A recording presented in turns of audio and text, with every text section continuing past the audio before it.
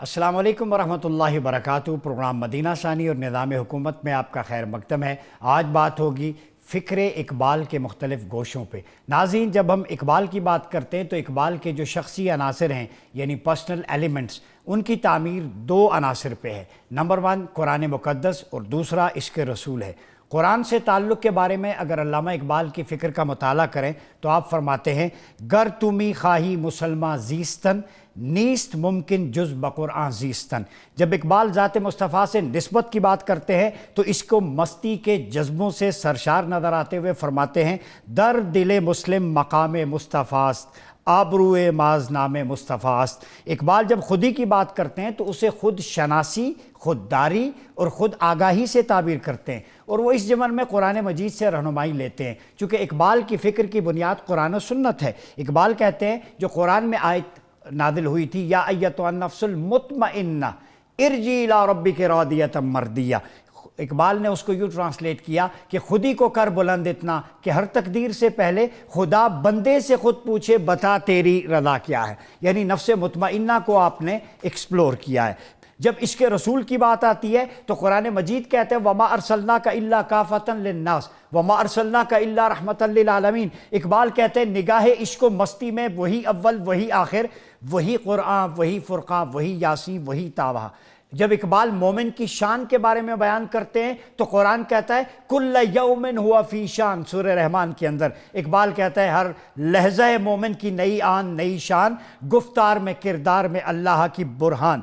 मिल्लत अबीकुम इब्राहीम, कुरान कहता है तुम्हारे बाप इब्राहीम की मिल्लत है। तो इकबाल कहते हैं कौम मज़हब से है, मज़हब जो नहीं तुम भी नहीं, जज्बे बाहम जो नहीं महफिल अंजुम भी नहीं। इकबाल जब मुसलमानों के आपस में प्यार मोहब्बत की बात करते हैं तो तब भी इसको कुरान से कशीद करते हैं। कुरान कहते हैं मुहम्मदुर रसूलुल्लाह वल्लज़ीना मअहू अशिद्दाउ अलल कुफ़्फ़ार रुहमाउ बैनहुम। इकबाल कहता है हो हल्के यारां तो बरेशम की तरह नरम, रज़्म हक़ बातिल हो तो फौलाद है मोमिन। ये वो सारे इश्यूज़ हैं जिन पे बात करने के लिए आज हमें ज्वाइन किया है मारूफ अदीब और शायर इफ्तिखार अहमद आरिफ साहब।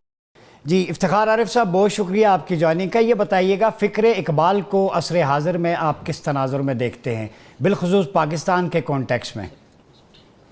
जी, मैं गुजारिश करूं कि तमाम अज़ीम शुआरा और फ़लसफ़ा और उलमा का ये अज़मत व फ़जीलत का एक मयार ये होता है कि उसके ज़माने में और उसके मुल्कों में और उस कितने वक्त तक वो रेलेवेंट रहता है। तो कोई बड़ा से बड़ा फ़लसफ़ी अगर हमारे ज़माने में उसका इंतबाह ना हो सके तो वो यानी एक तरह से मौसर नहीं रहता। मौसर बस वही लोग रहते हैं जो हमारे कंटेक्स्ट में हमारे लिए मुआविन होते हैं। इकबाल उन लोगों में हैं कि जो हमारी तारीख़ से, हमारी तहज़ीब से, हमारी मिल्लत की बुनियादी शनाख्त के हवालों से पहले भी मुतल्लिक़ थे और अहम थे, और आज भी वो हमारी गोया शनाख्त का बुनियादी हवाला हैं।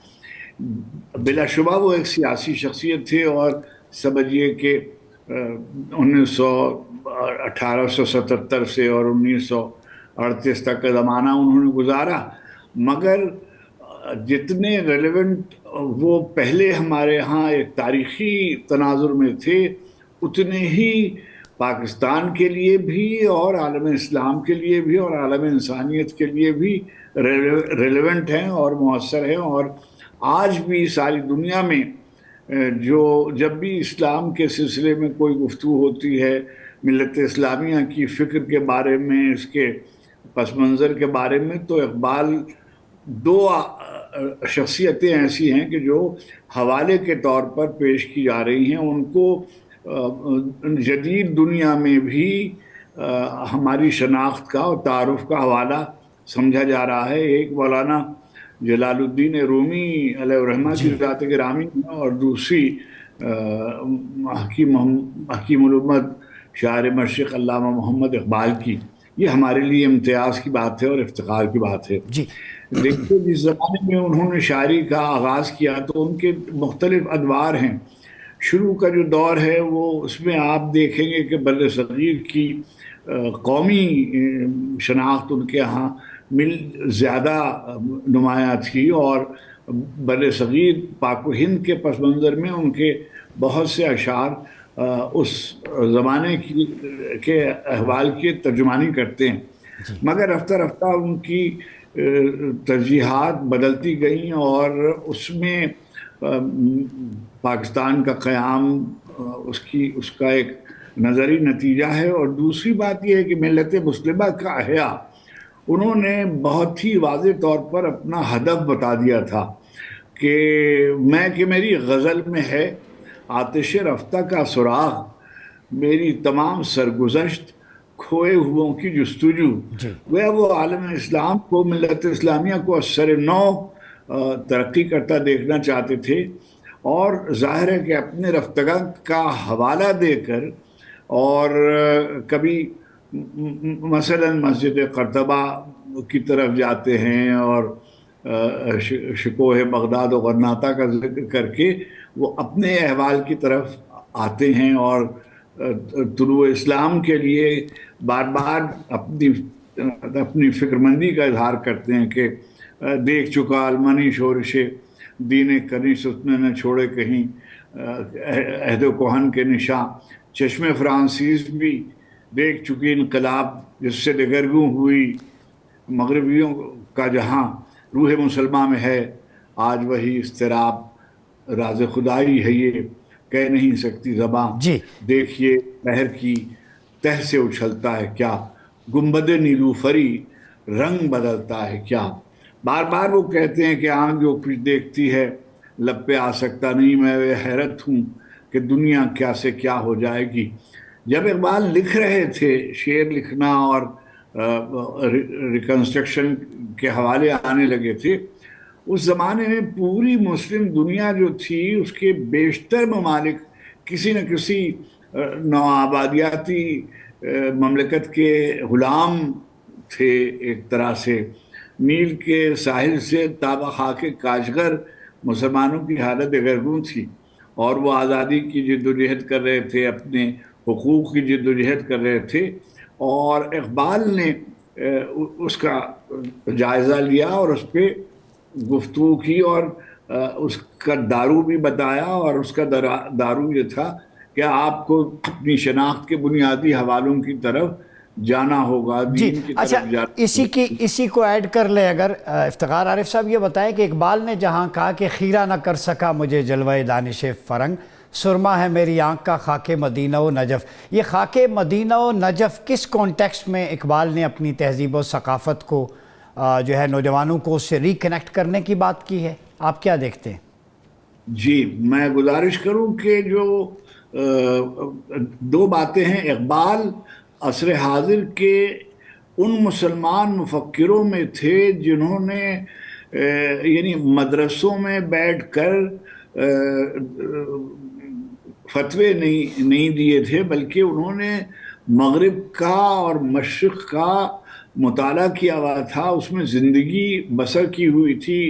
فلسفہ مغرب سے بھی واقف تھے، اور مشرقی گویا فلسفے اور فکر اور ہمت کے جو سرچشمے تھے اس سے بھی کما قہو واقفیت رکھتے تھے. چنانچہ انہوں نے بالکل واضح طور پر کہ کیونکہ سب سے بڑا مسئلہ جو تھا وہ مغرب کے استعمار کا تھا. اب اس زمانے میں جو مغرب کا استعمار تھا وہ ہمارے آقاؤں کی صورت میں تھا، ان کی فکر ہم پر غالب آ رہی تھی. ہماری تمام زندگی کے نشست و برخاست اور ادب آداب تو یعنی اس کے لیے انہوں نے یہ بات کہی. اور یہ جو مدینہ و نجف اقبال کے جو مثالیے تھے، جو انہوں نے اپنے لیے رول ماڈل منتخب کیے تھے، وہ بہت واضح ہیں. اگر آپ ان کے کلام فارسی اور اردو کلام کا مطالعہ فرمائیں گے تو آپ دیکھیں گے کہ انہوں نے باقاعدہ یہ کہا ہوا ہے کہ اگر آپ کو زندگی گزارنی ہے تو آپ کو نبی کریم علیہ السلام کے دامن سے وابستہ ہونا ہوگا. بمصطفیٰ برساں خیش را کدی ہماؤست اگر بون رسیدی تمام بولہبی جی کی محمد سے وفا تو نے تو ہم تیرے ہیں، یہ جہاں چیز ہے کیا لوح و قلم تیرے ہیں. تو نبی کریم کی ذات ان کے رول ماڈل کی حیثیت رکھتی تھی. مدینہ ایک شہر کا ہی نام نہیں ہے، مدینہ نبی کریم علیہ الصلوۃ والتسلیم اور ان کے لائے ہوئے اللہ کے دین اور اللہ کی کتاب کا مرکز و محور جو ہے وہ مدینہ ہے. اور حضور صلی اللہ علیہ وآلہ وسلم کی ذات گرامی کی نسبت سے وہ شہر جو تھا وہ یثرب سے مدینہ ہو گیا. جی یعنی وہ سرزمین جو یثرب کہلاتی تھی، یعنی انتقام، مشکل اور کشاکش سے گزرنے والی زمین، وہ باعث رحمت ہو گئی مدینۃ النبی، اور آخر میں مدینہ حضور کی وجہ سے. جی دوسرے رول ماڈل ان کے جو ہیں وہ امیر المومنین ہیں، علی ابن ابی طالب. آپ انہیں علیہ السلام کہیں، کرم اللہ وجہہ کہیں، جو بھی کہیں ان کو زیبا ہے، شایع ہیں ان کی. تو امیر المومنین بھی ان کا گویا مثالیہ ہیں، رول ماڈل ہیں ان کا. چنانچہ جو جیسے مولانا جلال الدین رومی نے کہا تھا کہ شیر خدا اور رستم دستانم آرزوست، تو یہ بھی فرماتے ہیں کہ بادشاہ ہو کلبہ اذان اوز یک حسام ہو یک زرہ سامان ہو. اور بالکل ایسے ہی تھا کہ ساری اللہ کے رسول صلی اللہ علیہ وسلم کی حیات طیبہ کو دیکھیے اور آپ دیکھیں گے کہ دعوت ذی العشیرہ سے لے کر اور حضور کی ذات گرامی کے آخری لمحے تک، یعنی وہ بدر ہو، ہجرت کا موقع ہو، دعوت ذی العشیرہ کا موقع ہو، نزول یعنی ایمان کی منزلیں ہوں، نماز پڑھنے کا مسئلہ ہو، ہجرت ہو، بدر ہو، احد ہو، خیبر ہو، خندق ہو،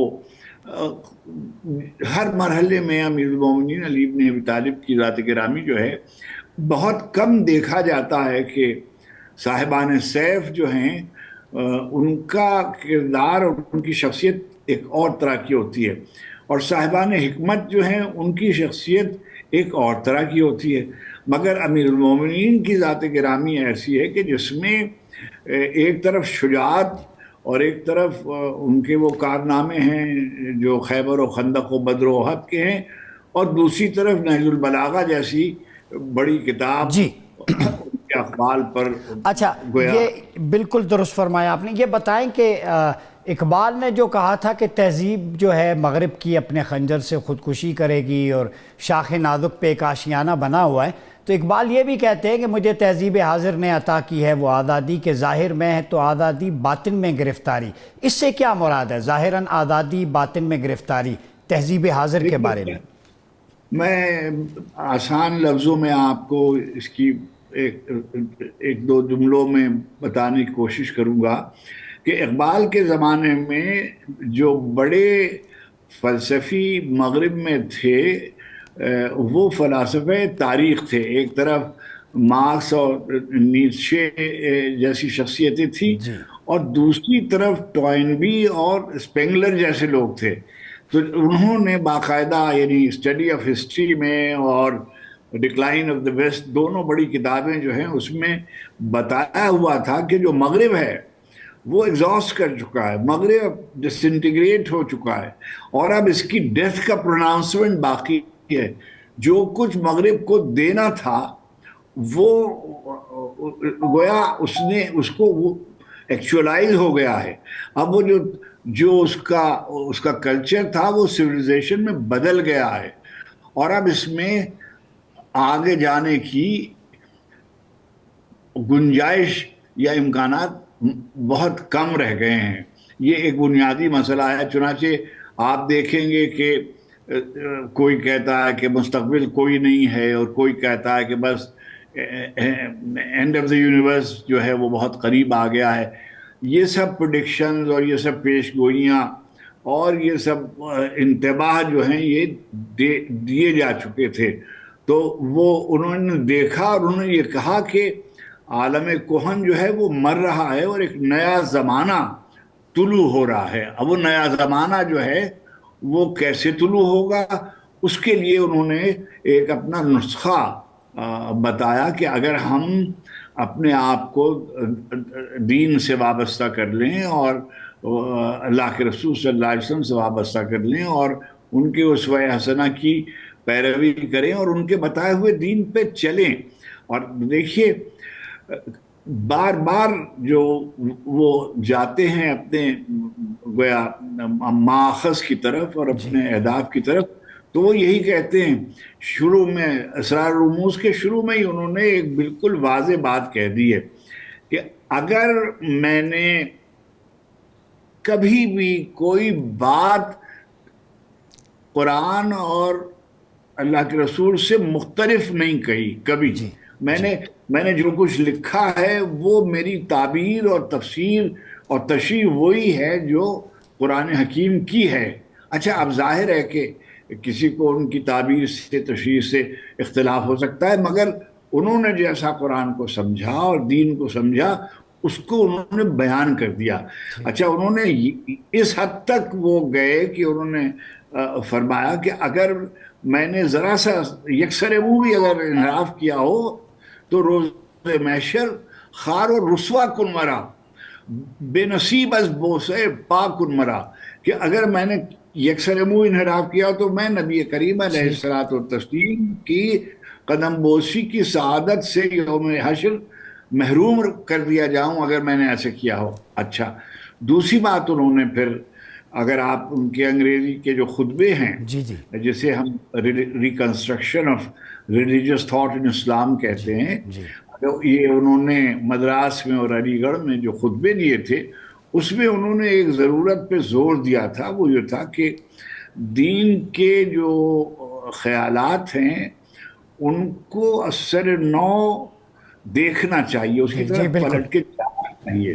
اور اس کو چنانچہ انہوں نے تمام مصادر کا ذکر کر کے، اور خلاصہ یہ تھا کہ اجتہاد کی اہمیت پر زور دیا، اور روحانی جمہوریت کے لیے ایک لفظ انہوں نے انگریزی میں استعمال کیا تھا اسپریچول ڈیموکریسی کا، کہ اس کا چلن عام ہو اور وہ مسلم ملکوں میں آئیں تو وہ ظاہر مغرب سے بہت کچھ سیکھا. دیکھیے مشرق کو سمجھنے کے پیمانے اقبال نے مشرق سے بھی لیے، اور وہ معیارات و میزان بھی ان کے پیش نظر تھے جو مغرب نے، یعنی سمجھیے کہ آخر وقت تک وہ مغرب کے فلسفے کو پڑھتے رہے. ظاہر ہے کہ سب ذکر کرتے ہیں کہ وہ نیچے سے متاثر تھے، کوئی یقیناً کیسے ممکن ہے کہ کوئی آدمی لینن کے خدا کے حضور میں ہے اور مارکس سے متاثر نہ ہو.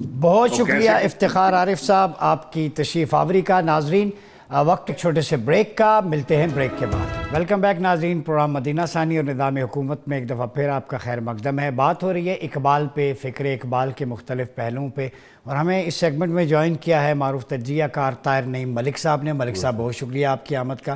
اور ہمارے ساتھ موجود ہیں doctor Abdul Rauf Rafiqi, director Iqbal academy of Pakistan. Doctor صاحب آپ کا بھی بہت شکریہ. یہ بتائیے گا طاہر نعیم ملک صاحب، اقبال کتابوں میں بھی ہے، اقبال شاعری میں بھی ہے، کورس ورک میں بھی ہے، اس پہ ریسرچ بھی کی جاتی ہے، لیکن اقبال ذہنوں میں، دلوں میں، معاشرے میں نظر نہیں آتا. کیا وجہ ہے؟ یہ ایک اقبال فراموشی کا چلن ہے اور دور ہے، اور اس کی جانب اقبال خود اشارہ کر دیا. وہ کہہ گئے تھے کہ گلا تو گھونٹ دیا اہل مدرسہ نے تیرا، کہاں سے آئے صدا لا الہ الا اللہ. تو اب جو ہمارا تعلیمی نظام ہے، ہم ہر روز اخبار میں پڑھتے ہیں کہ فلاں لیول جو انگریزی ہے اور فلاں بیرون ملک یونیورسٹیاں بنا رہی ہیں، انہوں نے ہمارے نصاب میں یہ لکھ دیا. تو یہ اقبال ہوتے تو بڑے مضطرب ہوتے کہ ہم ایک ٹیسٹنگ سروس نہیں بنا سکتے. ہمارے پیپر یہاں سے سکین ہوتے ہیں اور اربوں خربوں روپے ڈالرز میں، پاؤنڈ میں پے ہوتے ہیں، اے او لیول کے وہاں آتے ہیں. جو یہاں ہمارا ٹیکسٹ بک بورڈ ہے اس کا نصاب غیر معیاری ہے. کیوں غیر معیاری ہے؟ ایک طرف تو دعویٰ ہے کہ ایچ ای سی جو ہے اس نے کئی سو یونیورسٹیاں بنائی ہیں، خربوں روپے اس کا اعلیٰ تحقیق کا فنڈ. تو ہم میٹریکولیشن تک، انڈر گریجویٹ لیول تک ایک اچھا نصاب کیوں نہیں بنا سکے؟ یہ ایک بہت بڑا علمی ہے. اگر آپ دیکھیں کہ جو غیر ملکی نصاب بنا ہوا ہے وہ اس میں پھر تھوڑا بہت معیار نظر آتا ہے، پر وہ انہوں نے اپنے نقطہ نظر سے بنایا. تو ہمیں اس کے اوپر سوال اٹھنا چاہیے. صرف ایک دن یوم اقبال ہمارا یوم حساب بھی ہونا چاہیے. اچھا بالکل صحیح. کہ ہم حساب لیں نا کہ کیا وجہ. جو آپ کا سوال ہے میں سمجھتا ہوں کہ بہت خوبصورت سوال. اچھا ایک سے لے کے جو آپ نے بات کی ہے نا میٹرک تک, ہمارے یہاں اقبالیات ڈپارٹمنٹس ہیں یونیورسٹیز میں, اقبال سٹڈیز ہے, تو پہلی سے لے کے ماسٹرز تک تو بچوں کو صرف ایک مضمون یاد ہوتا ہے اقبال پہ, تو اس کی فکر کلیتاً نصاب میں کیوں نہیں شامل اس کی جاتی. دیکھیں یہ جو ہے یہ مجاوران اقبال ہیں, اقبالیات کے شعبے, جلدی پی ایچ ڈی حاصل کرنے اور گریڈ 18 سے 19 میں جانا.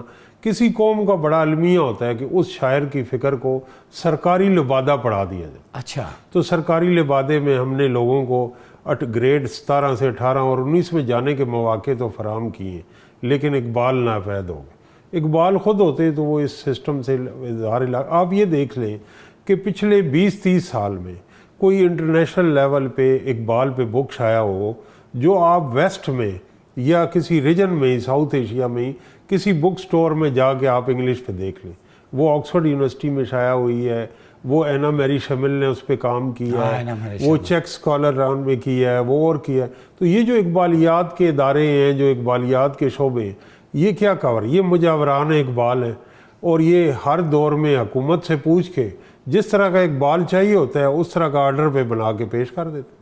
اس سے کیا مراد ہے؟ اقبال آرڈر پہ بھی بنتا ہے, بنتا ہے. مطلب ضیاء الحق کا یہاں دور گزرا تو اقبال کو ایک مخصوص طرح شو کیا گیا, اور پھر یہاں پہ جنرل پرویز مشرف آئے تو انلائٹن ماڈریشن کا اور دور آ گیا. تو اقبال اور قائد اعظم جو ہیں وہ ضروریات کے تحت آرڈر پہ بنائے جاتے ہیں, ان کی اصل فکر نہیں بتائی جاتی. جو روح ہے ان کے کلام کی چند اشعار اور چند نعروں سے ان کو مطلب ہم یہ ابھی آپ سے بڑی اچھی علمی گفتگو کر رہے تھے افتخار عارف صاحب, آدھا کلام فارسی میں ہے جو قوم کو سمجھ ہی نہیں آ رہی, اور وہ شکر ہے فارسی میں, اگر وہ ترجمہ ہو تو آج اقبال حیات ہوتے تو ان کی زندگی خطرے میں پڑ جاتی. جو ملائیت, انتہا پسندی, دہشت گردی کے خلاف روشن خیال ان کی شاعری ہے, وہ تو ہمیں فارسی کلام میں زیادہ نظر آتی. دوسرا جو یہ افتخار عارف صاحب بہت علمی گفتگو کر رہے تھے اور دین کا حوالہ دے رہے, تو اپنے وقت میں اپنے زمانے میں وہ دیکھ رہے تھے کہ مسلمانوں میں دین ختم ہو گیا. ایک طرف ویسٹ ہے جو لا دین معاشرہ ہے, دوسری طرف ہمارے ہاں دین ہے ہی نہیں. یعنی وہ کہتے ہیں فرقہ بندی ہے, کہیں ذاتیں ہیں. کیا زمانے میں پنپنے کی یہی باتیں؟ تو آج آپ دیکھ لیں, آج فرقہ بندی اور ذاتیں باقاعدہ سیاسی جماعتوں میں ڈال گئی ہیں, سیاسی عصبیتوں میں ڈال گئی ہیں. تو یہ فکر اقبال کے منافی بات. جی میں آپ کی طرف آتا ہوں. ڈاکٹر عبدالرؤف رفیقی صاحب یہ بتائیں, آپ چونکہ ڈائریکٹر ہیں اقبال اکیڈمی کے, پہلے یہ بتائیں کہ اقبال کی فکر کے کن کن گوشوں پہ اقبال اکیڈمی نے کام کیا ہے. آپ کے مجلے چیزیں میں دیکھ رہا تھا, یہ آؤٹ لیٹ نہیں ہوتی مختلف انسٹیٹیوشنز میں, وہ فکر نوجوانوں میں نظر نہیں آتی. الحاد بہت تیزی سے پھیل رہا ہے, فحاشی اور یعنی اور دین سے جو دوری ہے وہ بھی ایک فیکٹر ہے, بڑھتا جا رہا ہے. تو اقبال جس چیز پہ تھے کہ نوجوان کو ایک نیا ایک انوویٹو رول پلے کرنا چاہیے, تو اس حوالے سے کیا دیکھتے ہیں, کہاں کمی واقع ہوئی ہے؟ بسم اللہ الرحمن الرحیم. پہلے تو آپ کے چینل کا شکریہ کہ اس اہم موضوع پہ مجھے قوم سے مخاطب ہونے کا موقع دیا ہے. اور آپ کی گفتگو متاسفانہ کہ میں کما کہوں نہیں دیکھ پایا وہ سیاق و سباق, مگر مجھے تو یہ بھی نظر نہیں آ رہا ہے کہ اسکرین آپ کا, مجھ سے پہلے جو صاحب تھے ماشاءاللہ جس تدبر اور جس استدلال کے ساتھ اقبال فہمی کی تنزلی اور اقبال شناسی کے علل و اسباب, اس میں خلل کے علل و اسباب پہ ماشاءاللہ جو روشنی ڈال رہے تھے, میں 100% ان سے متفق ہوں, اس میں کوئی شک نہیں ہے. یعنی یہاں تک کہ ہمارے اقبال اکیڈمی کا سائبر نیٹ ہماری لائبریری ہے, ہم فری آف کاسٹ مختلف دنیا کے مختلف گوشوں میں اقبال کے فن, فکر اور شخصیت کے حوالے سے بکس دے رہے ہیں. یعنی ہماری ویورشپ مور دین 16 ملین ہے. इस व्यूअरशिप में हमारे पास मंथली बेसिस पे जो डेटा मेरे पास मुझे पेश होता है उसमें कि इस महीने 2.5 लाख लोगों ने फ्रांस से विज़िट किया है, 1.5 लाख लोगों ने खलीज से विज़िट किया है, 2.25 लाख सेंट्रल एशियन कंट्रीज से। जो सबसे कम रेशो है वो पाकिस्तान से है। मैं आपसे 100% सबसे कम मुत्तफिक हूं। रेशो बड़ी इंकशाफ है। सबसे कम रेशो जो व्यूवरशिप है हमारी सिर्फ 9 नवंबर और 21 अप्रैल, ये जो 2 दिन है इसमें हमारा वो जो मुख्तलिफ यूनिवर्सिटियों और कॉलेजों में तैयारी कराते हैं तो फिर हमारे साइट्स को देखा जाता है तो वो तो खैर per day more than million viewership उसमें आती है। लेकिन ओवरऑल इकबाल के साथ ये वतीरा नहीं होना चाहिए। ये जो इदारे हैं, ये जो पहले साहब है, काश आप मुझे काइंडली उनका नाम बता दीजिए। ताहिर नईम मलिक साहब। अच्छा, मलिक साहब, ताहिर नईम मलिक साहब, ये कभी तशरीफ लाए और आप भी अगर कभी आए, बल्कि मैं तो व्यूवर्स को भी कहता हूं कि जो लाहौर में हैं वो जरा आए, इकबाल एकेडमी ऑफ पाकिस्तान का विजिट कीजिए। मैं सबको ऑफर करता हूं, ताहिर नईम मलिक साहब आप कभी आए और सर हम आएंगे। मेरा एक आप सवाल है आपसे। अच्छा सॉरी, मैं एक अर्ज करता चलूं। अच्छा डॉक्टर साहब, 1 मिनट इंटरप्ट करूंगा, 1 सेकंड। ये भी आपको बता दूं, मलिक साहब यहाँ बैठे, कि सुनो टीवी को ये एजाज़ हासिल है कि हमारा एक प्रोग्राम इरफान दीन फ़िक्र इकबाल की रोशनी में, वो नौजवानों के लिए, पूरे पाकिस्तान के लिए, पूरी वर्ल्ड में, और बड़ा अच्छा उसकी अल्हम्दुलिल्लाह व्यूअरशिप भी है, लोगों का फीडबैक आता है। तो हम इकबाल की फ़िक्र को सिर्फ बात की हद तक नहीं, ये मदीना सानी निज़ाम हुकूमत में भी बात होती है, वीलॉग में, पॉडकास्ट में, और सुनो टीवी का मकसद ही यही है कि नौजवानों को दीन से, इस्लाम से, इस्लामिक थॉट से और अपने मशाहिर से रिकनेक्ट करना। और फ़िक्र इकबाल पे अल्हम्दुलिल्लाह सुनो न्यूज़ का मुस्तकिल प्रोग्राम मैं सिर्फ एक फिक्रा कहना चाहता हूँ कि आप मसलन जो एकेडमी है, एकेडमी ऑफ लेटर्स है, और इकबाल मेला क्यों नहीं आप कराते? पंजाब यूनिवर्सिटी, अब जिस तरह अदबी मेले होते हैं उनमें हज़ारों लाखों नौजवान आते हैं, तो ऑफिस से निकल गए आप कुछ क्या ये नहीं चाहिए कि आप इकबाल मेला करें? अर्ज करूं, इकबाल मेले के अलावा हमारे साल भर एग्जीबिशन चलते रहते हैं। अभी इस महीने हमारे 8 एग्जीबिशन चल रहे हैं मुख्तलिफ कॉलेजों में, यूनिवर्सिटियों में और अलहमरा में। नेक्स्ट बल्कि इस मंथ हमारा एक इंटरनेशनल इवेंट हो रहा है। मैंने फॉरेन से डोनर ढूंढ के आपके यूरोप एशिया से इकबाल स्टडीज़ एब्रॉड, उस पे मैंने एक इंटरनेशनल कॉन्फ्रेंस बुलाई है। मुख्तलिफ ममालिक के इको ने मुझे स्पॉन्सर किया है, उनके ताउन से हो रहा है। लेकिन उनसे पहले मैं ज़रा वो जो आपकी पहली वाली बात थी उस पे ज़रा आता हूँ कि कोर्स और निसाब में नहीं है, वो ये नागुज़ीर है। जितने हम ताख़ीर करते जाएंगे, इस वक्त पूरे मुल्क में इकबाल चेयर एक पंजाबी यूनिवर्सिटी में है, एक अल्लामा इकबाल ओपन यूनिवर्सिटी में शोबा इकबालियात है और 2 और यूनिवर्सिटियां हैं। ये बहुत बड़ा अलमिया है। HSC को जितना हम इकबाल को पढ़ा के यूथ को, इकबाल तो आपको तकदीर साज बनाता है, फ़िक्र इकबाल आपको रिवायत शिकन बनाता है, आपको ईमान इब्राहीम के ज़ौक़ से मुस्तफ़ीद फरमाता है। तो जब हमारे यूथ इकबाल को पढ़ेंगे पर फिर वो मल्टी नेशनल कंपनियों के पीछे नहीं भागेंगे, सीवी लेके शिकम परवरी तक उनकी परवाज महदूद नहीं होगी, बल्कि वो एक अलमगीर सोच के हामिल बन के न सिर्फ इस ममलिकत खुदादाद के निजात का बायस बन सकते हैं, बल्कि इस पूरे मशरक की अहया व बका और आलम इंसानियत के लिए फ़िक्र इकबाल में इतनी तनव्वो है, इतनी कैपेसिटी है। अगर इसका इबलाग आम हो जाए, बल्कि आम तो हो रहा है बैरून दुनिया में, हमारे पास इकबाल एकेडमी में दुनिया के 43 लैंग्वेजेस में इकबाल पे काम मौजूद है, 43 ज़ुबानों में। मैं इसकी तरफ आता हूँ, यहाँ वक्त हुआ चाहता है एक छोटे से ब्रेक हैं, ब्रेक के बाद वेलकम बैक नाज़रीन। प्रोग्राम मदीना सानी और निज़ाम हुकूमत में आपका खैर मकदम है। यहाँ पर जो इकबाल पे, फ़िक्र पे, मुख्तलिफ़ पहलुओं पे गुफ्तगू हो रही है। एक शॉकिंग रेवलेशन ये भी है कि जहाँ 16 मिलियन व्यूज़ हैं इकबाल एकेडमी की जो वेबसाइट है, وہاں پہ مختلف کنٹریز سے، خلیج سے، یورپ سے پاکستانیوں کی بہت کم تعداد ہے جنہوں نے اقبال کی کلام کو یا اس کی رائٹنگز پہ جو کام ہے اس کو اپروچ کیا ہے.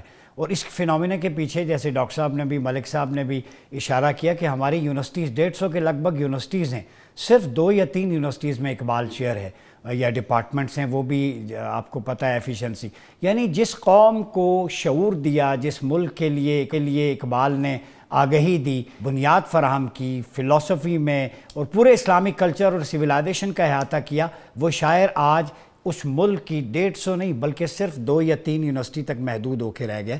ملک صاحب یہ المیہ ہے. ویسے المیہ میں سمجھتا ہوں کہ ڈاکٹر صاحب نے اقبال اکیڈمی میں بڑا اچھا کام کیا ہے، لیکن کورس بنانا جو ہے وہ یہ ٹیکسٹ بک یا شعبے قائم کرنا تو ان کا کام نہیں ہے.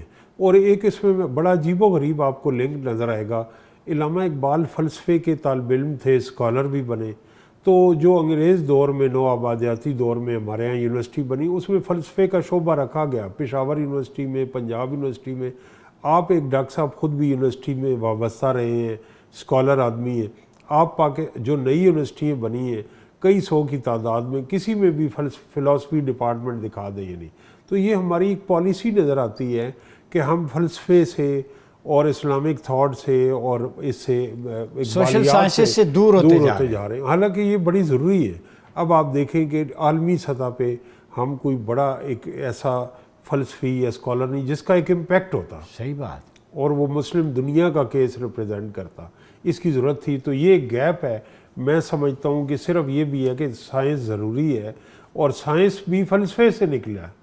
علامہ اقبال نے مثلا معاشیات پہ بھی لکھا ہے، ایک بک ہے، آرٹیکل علم الاقتصاد پہ. اور وہ الجبرا جب آیا تو الجبرا کی ٹیوشن پڑھ کے انہوں نے الجبرا سیکھا. فلسفہ میتھس ہے، نئی چیزیں آخر دم تک سیکھتے رہے. Reconstruction of religious thoughts in Islam. میں ایک دن ایک اسکالر سے ایم فل کے تھے، میں نے کہا آپ کو اس کے بارے میں پتہ ہے؟ کہتے میں نے تو پڑھی ہی نہیں ہے. اب آپ یہ بتائیں، یہ حالت ہے ہماری. اقبال اسٹڈیز کے علاوہ بھی جو ہمارے اسلامک اسٹڈیز کے ڈپارٹمنٹ ہے، وہ اقبال کی اسلامک فلسفی میں کنٹریبیوشن پہ کوئی ایک تھیسس مجھے بتا دیں. وہاں اسلامک اسٹڈیز کے جو اسلامک اسٹڈیز ڈپارٹمنٹ میں وہاں علامہ اقبال مملوک ہوئے ہیں.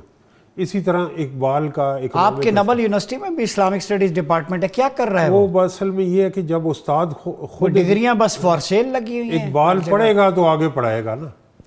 وہاں اقبال شناسی ہے ہی نہیں. اقبال فراموشی کا چلن ہے پورے پاکستان میں. یہ بتائیں ڈاکٹر صاحب، اقبال فراموشی کا چلن ہے یونیورسٹیز میں بھی. جیسے انہوں نے کہا اقبال کا تو بڑا کنیکشن ہے قرآن سے، سنت سے، تعمیر ملت پہ، خودی پہ. ان کے سارے لیسنز اور تھیمز جو ہیں اسلامک کلچر کو، ہیریٹیج کو، ایون کہ reconstruction of religious thoughts in Islam, اس کے حوالے سے بیان کرتے ہیں. تو کیوں یونیورسٹیوں سے غائب کر دیا گیا اقبال؟ حضور والا میں عرض کرتا چلوں کہ اقبال کی ڈائیورسٹی جو ہے، اقبال کی فکری تنوع اتنی واسٹ ہے ماشاءاللہ. میں سمجھتا ہوں کہ یہ ہمارے اسٹیٹ کی خوش قسمتی ہوگی اگر وہ ان تمام امور کو دیکھیے. اور یونیورسٹیز میں ملک صاحب نے جو اشارہ کیا، طاہر نعیم ملک صاحب نے، اسلامیات، فلسفہ، لسانیات، آپ اردو ڈپارٹمنٹ وہ کہ ایک پیپر ہے ماسٹر لیول پہ، پرشین ڈپارٹمنٹ، یہ تمام چیزیں تو ہے مگر امپلیمنٹ کون کرے؟ ہم نے کورس، میں نے پچھلے سال یہاں چارج لیا اور آتے ہی میں نے اپنی جی بی سے ایک ایجوکیشنل ڈیسک اپروو کرایا تاکہ وہ صرف نصاب کو دیکھیے. ہم نے نصاب ڈیزائن کیا ہے پرائمری بلکہ نرسری سے لے کے پوسٹ ڈاک تک کا ایک کریکولم اقبالیات کا ہم نے ڈیزائن کیا. یہ بہت اچھی، یہ تو خوش کن بات ہے. آپ مبارکباد کے مستحق. ابھی آپ آگے ذرا مجھے 1 منٹ دے سکتے، آپ خبر دے رہے ہیں. اس میں یہ ہے کہ پنجاب رینجرز نے ہمارے اس پالیسی کو، ہم نے ان کے ساتھ میٹنگ کیا. پنجاب میں جو رینجرز کی سکولنگ سسٹم ہے، انہوں نے 7ویں جماعت تک اقبالیات کو ایز اے ڈسپلن متعارف کرایا ہے. میں سمجھتا ہوں کہ ہمارے عسکری ادارے بھی اے پی ایس سے لے کے اسٹاف کالج تک اقبالیات کو ایز اے ڈسپلن اپنا سکتے ہیں. فیڈرل گورنمنٹ کے جو جتنے بھی تعلیمی ادارے ہیں، سکولز اور کالج اور یونیورسٹیز، ان کے لیے ایکیڈمک سپورٹ، کریکولم، نصاب، یہ سب کچھ حاضر. لیکن کاش کوئی اس چیز کو آگے لے جائے. یہ ہمارے بقا اور احیاء کا مسئلہ ہے. آپ کس سے یہ مطالبہ صرف کرتے ہیں؟ increment- کون لے کے منجاوری جا کا سکتا مسئلہ ہے؟ ارباب نہیں ہے. اختیار. منجاور یہ جو ہے یہ ہمارے ری ایبلیٹیشن، ہماری حیا کے نو، تجدید نو اور اس کے احیاء و بقا کا مسئلہ ہے. اس کو آگے لے جانے کی ضرورت ہے. اچھا، دوسری بات یہ ہے کہ یونائٹڈ نیشن لیول پہ اگر یونیسکو اس وقت یونائٹڈ نیشن عالمی امن پہ جو خرچہ کر رہے ہیں، جو بجٹ تفویض کر رہے ہیں، اگر وہ عالمی امن میں ادب کے کردار، بلکہ ادب میں بالخصوص صرف خم زلف جانان کی بات نہیں ہے، نشب ہجران کی بات ہے، ایسا ہی ہے. بلکہ مشرق و مغرب یہ کلیش آف سیویلائزیشن جو ہے، اس کو ریکور کرنے کے لیے ڈائلاگ بٹوین سیویلائزیشن، یہ تہذیبوں کی ہم آہنگی کے لیے ناگزیر ہے کہ وہ فکر اقبال کو ایک پائلٹ رول کے طور پہ یونیسکو ایک عالمگیر سطح پہ اس پہ ایک کام کرے.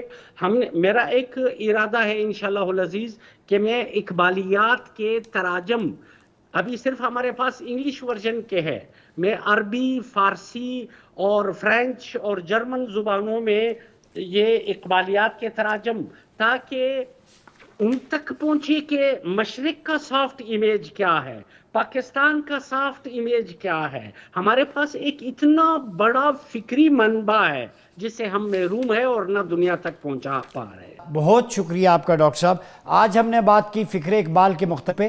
جو ایک خبر ہے بڑی خوش آئند ہے، وہ یہ کہ نرسری سے لے کے پوسٹ ڈاک تک، جیسے اقبال اکیڈمی نے جو ایک سلیبس متعارف کروایا ہے، پنجاب رینجرز نے بھی اس کو اڈاپٹ کیا ہے مختلف لیولز پہ، باقی انسٹیٹیوشنز بھی کریں. اور طاہر ملک صاحب نے جس جانب اشارہ کیا ہے کہ اقبالیات مختلف یونیورسٹیز میں ہونی چاہیے، صرف ایک دو میں ہے، اور اقبال کو اس کی ٹرو اسپرٹ کے مطابق جو اسلام کے ساتھ ان کا کنیکشن ہے اس کو ایکسپلور کرنا چاہیے. ہم گلا کرتے تھے، مجھے کل ایک دوست نے بتایا کہ نئی دلی یونیورسٹی میں جو اقبال کی سے ریلیٹڈ جو کانٹینٹ تھا وہ سلیبس سے نکال دیا گیا ہے. تو ہم نئی دلی سے تو شکوہ نہیں کر سکتے، بہرحال ہم اسلام آباد سے ضرور شکوہ کر سکتے ہیں، لاہور سے کر سکتے ہیں، کراچی سے کر سکتے ہیں، کوئٹہ سے کر سکتے ہیں. میری مراد وہاں بیٹھنے والے وائس چانسلرز، وہاں کے ڈین، فیکلٹی ممبرز اور اصحاب حل و عقد اور سیکٹری ایجوکیشن کو بھی میں کہوں گا کہ اگر نوجوان نسل کو لادینیت سے، مختلف فتنوں سے بچانا ہے تو ری کنیکٹ کرنا ہوگا اقبال کے ساتھ، اقبال کے افکار کے ساتھ، چونکہ اقبال کی فکر کی بنیاد قرآن و سنت ہے.